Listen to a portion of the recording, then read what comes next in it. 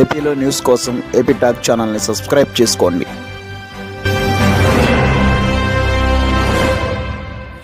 అస్సలాము అలైకుం. ఈ రోజున ఎలక్షన్ దగ్గర పడుతున్న తరుణంలో ఈ వైసీపీ నాయకులు అనేక దుష్ప్రచారాలు చేస్తున్నారు, ముఖ్యంగా మైనార్టీల గురించి.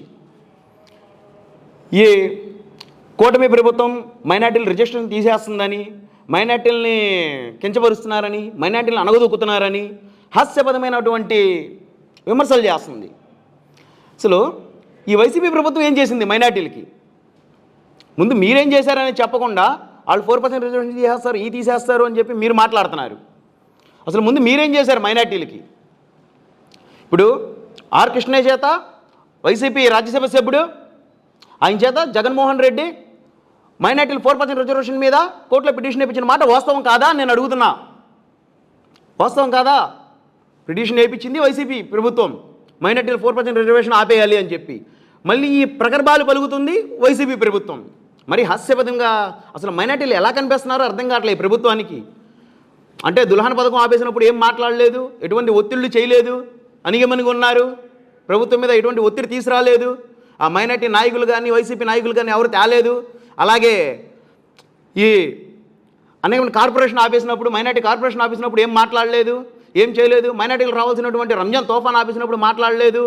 అలా అనేక పథకాలని ఆపేసినప్పుడు కూడా ఏం మాట్లాడలేదు. వీళ్ళు ఏం మాట్లాడరులే అని అనుకుంటున్నారా? ఏం చెప్పినా నమ్మేస్తారు అనుకుంటున్నారా? అంత పిచ్చిగా కనబడుతున్నారా మీకు మైనార్టీలు? ఇప్పుడు ఒకటి అడుగుతున్నాను జగన్మోహన్ రెడ్డి గారిని, మీరు మైనార్టీలకి చేసామంటున్నారు కదా, అసలు మీరు ఏం చేశారు మైనార్టీలకి? వెల్లంపల్లి గారిని ఇక్కడికి ఎందుకు పంపించారు? వెల్లంపల్లి ఇక్కడికి ఎందుకు వచ్చాడు? సెంట్రల్ నియోజకవర్గానికి ఈ రోజున పశ్చిమ నియోజకవర్గం వదిలేసి అది తెలియదు అనుకుంటున్నారా? మైనార్టీలు అంత పిచ్చగా ఉన్నారా? మీరు ఆసిఫ్ని తీసుకెళ్ళి గెలిచిన తర్వాత జగన్మోహన్ రెడ్డి గారి దగ్గర మైనార్టీ కార్పొరేషన్ చైర్మన్ పోస్ట్ ఇప్పించి ఆయన్ని 4 సంవత్సరాల పాటు దాంట్లో ఉన్న కాడి నుంచి ఇప్పుడు దాకా మైనార్టీలకి ఏ మాత్రం కూడా ఏ పథకం కూడా అందకుండా ఎటువంటి లబ్ధి కూడా చేకూర్చకుండా చేసి ఆయన అక్కడి నుంచే పెట్టి మీరు ఇక్కడికి వచ్చారు. ఇప్పుడు మైనార్టీ కార్పొరేషన్లో ఆసిఫ్ గారు 2021 జూలై 28వ తారీఖున ఆయనకి పదవి ఖరారయ్యింది చైర్మన్గా. 2021 ఆగస్టు 5వ తారీఖు నుంచి బాధ్యతలు చేపట్టిన తర్వాత మైనార్టీలకు ఏం చేశారు? కార్పొరేషన్ నుంచి మైనార్టీల మీద ఏం తీసుకొచ్చారు? మైనార్టీలకు ఇచ్చేటటువంటి సబ్సిడీ లోన్స్ని ఎందుకు ఆపారు? ఇప్పుడు మీరు 2 సంవత్సరాల పాటు చేశారు, మీకు పదవి కాలం వచ్చేసి 2023 జూలై 28వ తారీఖు పూర్తయింది. అయినా సరే 4 నెలల పాటు ఇంక్రిమెంట్లు తీసుకున్న మాట వాస్తవం కాదా ఆ కార్పొరేషన్ నుంచి?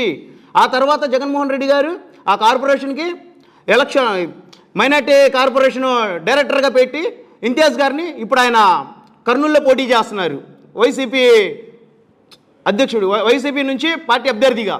ఆయన 4 నెలల పాటు ఉండి ఏం చేశాడు? అంటే ఆయన ఒక 4 నెలల నుంచి దోచుకొని తర్వాత ఈయన ఉన్నది దోచుకొని చేసి ఏ మాత్రం చేయకుండా మైనార్టీలకి ఏమి ఇచ్చేయకుండా చేసి మళ్ళీ ఆ తర్వాత 4 నెలల తర్వాత మళ్ళీ ఈయన ఆసిఫ్ గారు వచ్చి మళ్ళీ మొన్న ఎలక్షన్ కూడా వచ్చేదాకా కూడా దాంట్లో ఉన్నారు కార్పొరేషన్ చైర్మన్గా ఉండి ఏం చేశారు మీరు మైనార్టీలకి? మీరేం చేశారు చెప్పకుండా ఆలోచన 4% రిజర్వేషన్ తీసేస్తారు అన్నారు. తెలుగుదేశం ప్రభుత్వం ఏం చేసింది జనాలు చూశారు. 2014 నుంచి 2019 దాకా, 2019 నుంచి 2024 దాకా మీరేం చేశారో కూడా చూశారు. మొత్తానికి బుద్ధి చెప్తారు. అలాగే ఈ మైనార్టీ కార్పొరేషన్లో జరిగినటువంటి అవకతవకల మీద పిటిషన్ వేస్తారు. రేపు పొద్దున్న ప్రభుత్వం వచ్చిన తర్వాత అందరి లెక్కలు తేలుస్తాం.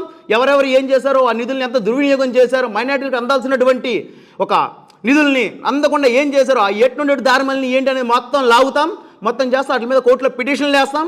దానికి బాధ్యులైన వాళ్ళని శిక్షార్హుల్ని చేస్తాం చట్టబద్ధంగా అని చెప్పి నేను తెలుపుకుంటున్నా.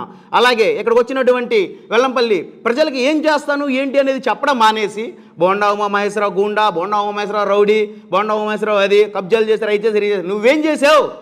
5 సంవత్సరాలు నువ్వు ఉంది, ఏం చేసావు ఈ ప్రభుత్వంలో? ఏం చేసావు నువ్వు? కళ్ళు మూసుకున్నావా? ఏం చేస్తున్నావు? గాడిదలు కాస్తున్నావా?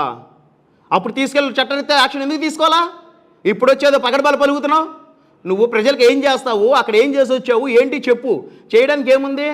నువ్వు దేవాదాయ శాఖ మంత్రిగా ఉన్నప్పుడు అక్కడ దోచుకున్నావు దేవాదాయ శాఖకు సంబంధించినవి అన్నీ. ఇక్కడికి వచ్చిన తర్వాత ఆసిఫ్ గారినేమో ఇటు మైనార్టీ కార్పొరేషన్ తీసుకొచ్చి మా మైనార్టీలు రావాల్సినటువంటి అన్నీ అడ్డదారి పట్టించి తప్పుడు చేయించి ఒకతనేమో అక్కడ పోటీ చేయడానికి రెడీగా నిధులు సంపాదించుకోవడానికి సమకూర్చుకోవడానికి అవకాశం కల్పించారు కర్నూలులో. ఇంకొకతనేమో ఇప్పుడు పశ్చిమలో నిధులు సమకూర్చుకోవడానికి అవకాశం కల్పించారు మైనార్టీ కార్పొరేషన్ నుంచి. అది తప్ప మీరు ఇంకేమైనా చేయగలిగారా? మీరేం చేశారు అసలు మైనార్టీలకి? మీరు ఈ రోజున వచ్చి పగడవాళ్ళు వెలుగుతున్నారు. బోండా ఉమామహేశ్వరరావు 2014 నుంచి 2019 దాకా మైనార్టీలు చేసిన కార్యక్రమాలు ప్రతి ఒక్కరు కూడా మైనార్టీలు మనసులో ఉన్నాయి, గుండెల్లో ఉన్నాయి. రేపు పొద్దునాటికి సమాధానం చెప్తారు. అఖండ మెజార్టీతో బోండా ఉమామహేశ్వరరావు గారిని గెలిపిస్తారు, చిన్ని గారిని గెలిపిస్తారు. మీ ప్రభుత్వానికి మీకు తగిన బుద్ధి చెబుతారు.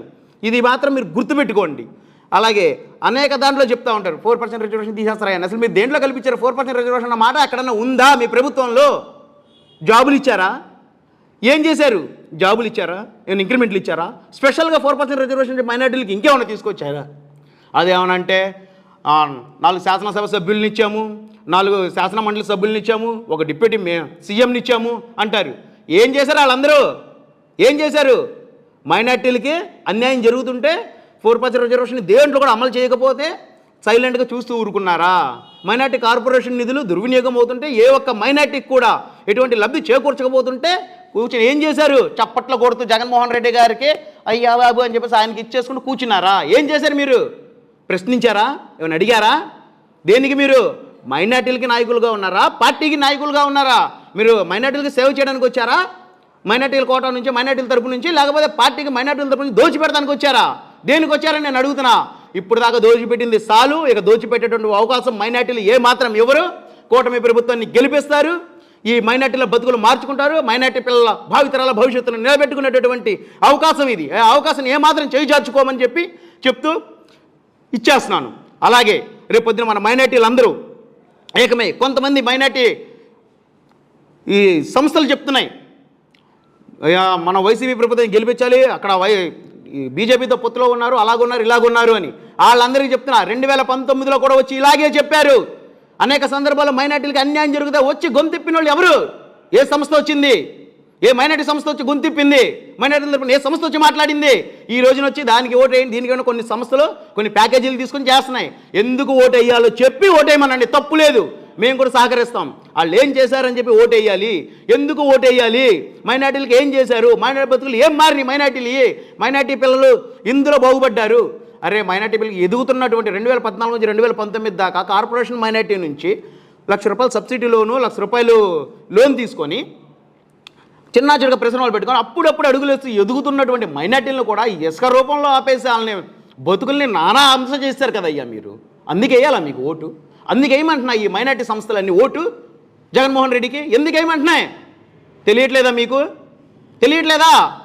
మీ జాతిని ఎంత కించపరిచి ఎంత ఇచ్చేసి వాళ్ళకి ఎంత ద్రోహం చేస్తున్నోడికి ఓటేమని ఎలా అడుగుతున్నారు? ఏ లెక్కలు అడుగుతున్నారు మీరు? ఎందుకు వెయ్యాలో ఓటు చెప్పండి, చెప్పిన తర్వాత అడగండి. తెలుగుదేశం ప్రభుత్వానికి ఎందుకు వేయాలో నేను చెప్తా. మీకు రంజాన్ నెల వచ్చిందంటే ప్రతి మసీదును కూడా మరమ్మతులు చేయించుకోమని చెప్పి ₹25,000 ఇచ్చారు. అందుకు వేయాలి ఓటు. ఇలాగే సెంట్రల్ నియోజకవర్గంలో ఖబర్స్థానాల మరమ్మతుల కోసం ₹2 కోట్ల ఖర్చు పెట్టారు. అందుకు వేయాలి ఓటు మైనార్టీలు తెలుగుదేశం కూటమి ప్రభుత్వానికి. అప్పుడు కూడా ఇదే కూటమి ప్రభుత్వంలో ఉంది తెలుగుదేశం పార్టీ, ఇటు బీజేపీ పార్టీతో జనసేన పార్టీతో కూటమిలో ఉండి పనులు చేసింది. అలాగే మైనార్టీ కార్పొరేషన్ నుంచి మన పిల్ల ఎవరిదన్నా పెళ్లి జరుగుతుందంటే ఆడపిల్లది దుల్హాన్ పథకాన్ని ఇచ్చారు, ఎటువంటి ఆంక్షలు లేకుండా. అందుకు వేయాలి ఓటు కూటమి ప్రభుత్వానికి ముస్లింలు. అలాగే రంజాన్ తోఫా ఇచ్చేవాళ్ళు ప్రతి సంవత్సరం కూడా, అందుకు వేయాలి ఓటు.